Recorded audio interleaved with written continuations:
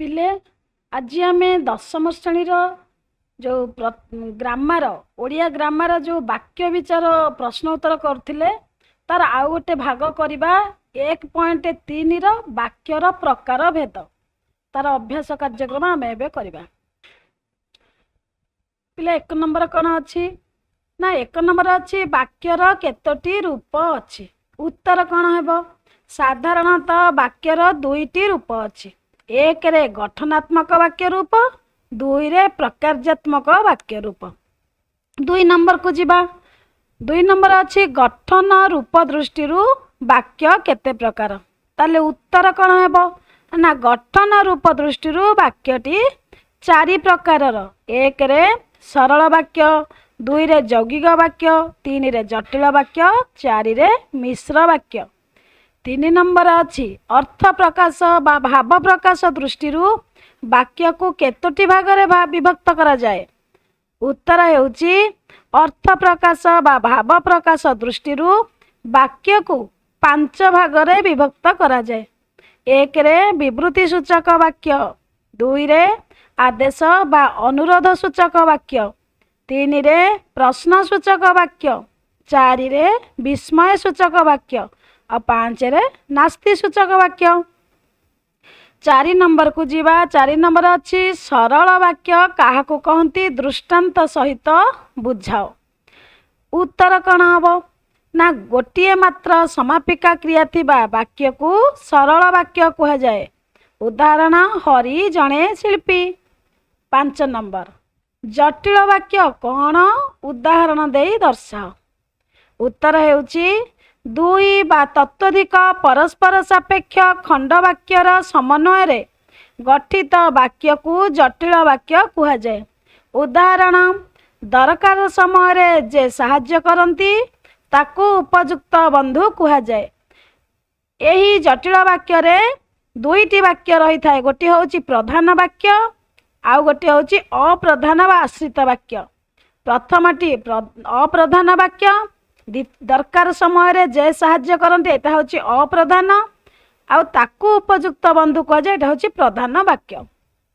6 number अच्छी यौगिक वाक्य कहिले कौन बुझ।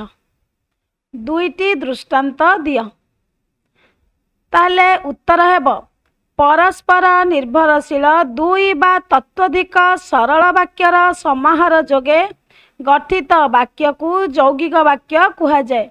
उदाहरण दुईटी उदाहरण पिले एठी दिया जाबाकू कहैछि। तो आमे दुईटी उदाहरण देबा। गोटी होची मनोज श्रेणी रे बसिला मात्र पढ़ी पारिला नाही।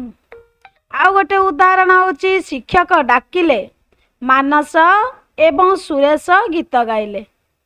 7 नंबर ताले कौन अच्छी 7 नंबर अच्छी तुम मनरू गोटे मिश्र वाक्य गढ़ी यह किपरि मिश्र वाक्य हैला प्रमाण कर।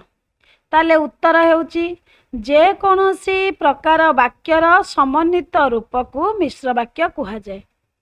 ताले मनरू गोटे उदाहरण दबा। बापा जेते बेले घरे पहुँचिले सेते बेले रीता ओ गीता घरे नथिले। पिला माने एठी लेखा जेते बेले आउ सेते बेले एटा होची जटिल वाक्यर उदाहरण। रीता ओ गीता ओ किंतु मात्र एगुरा सब यौगिक वाक्यर उदाहरण। तेणु जे कोनोसी प्रकार वाक्य एठी जटिल वाक्य यौगिक वाक्य रही मिश्र रूप रही समन्वित रूप रही तेणु एटा मिश्र वाक्यर उदाहरण बोली प्रमाणित हेउछि। 8 नंबर प्रधान वाक्य काहाकू कहती जेउ वाक्य अन्य कोनोसी वाक्य किंबा खंड वाक्यर साहाय्य न नेई निजे पूर्ण अर्थ सह प्रकाश होई थाए ताहाकू प्रधान वाक्य कह जाए। 9 नंबर अच्छी अप्रधान वाक्य कहिले कौन बुझ। उत्तर हेउची जेउ वाक्य पूर्ण अर्थ प्रकाश करिबा पई अन्य वाक्य बा खंड वाक्य उपरे आश्रय करि थाए ताहाकू अप्रधान वाक्य बा आश्रित वाक्य कह जाए। ताले 10 नंबर कौन अच्छी देखिबा ना तल वाक्य गुड़ी को पढ़ी केउटी की प्रकार वाक्य दर्शाइबा। ताले क नंबर रे कौन अच्छी ना तमे कौन काम को पारिब। ताले यार उत्तर एटा की प्रकार वाक्य ना एटा प्रश्न सूचक वाक्य।